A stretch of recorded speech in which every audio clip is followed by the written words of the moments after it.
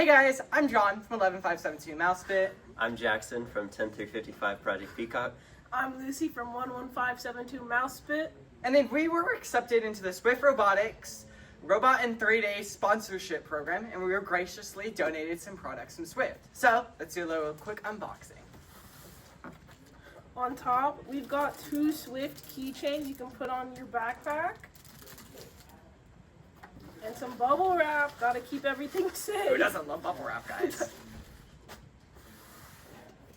Let's start off with some spacers. Tons of spacers, Yeah. all different sizes. For all your spacing needs. You can utilize these to replace some old 3D printed spacers. They seem way more durable, which is great. We got a little SWYFT little business card. If you want to go to the website and buy any of these products, there's a little QR code for you guys. And we've got 5mm pitch belts of varying lengths for all your power transmission. Use it for your drivetrain. Yeah. You could even use it maybe to spin the balls for this decode We've got game. some Artifacts. servos. We got a speed servo and a torque servo. We've got a grounding cable, very important for preventing static, not letting your robots have a dancing career.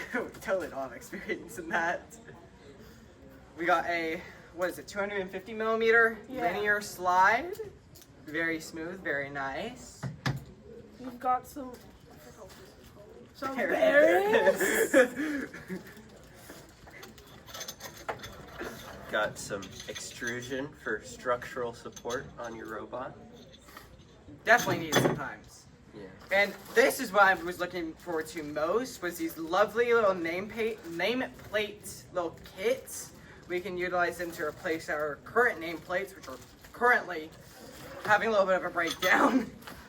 And then finally, we have these ABS grid plates, which are easily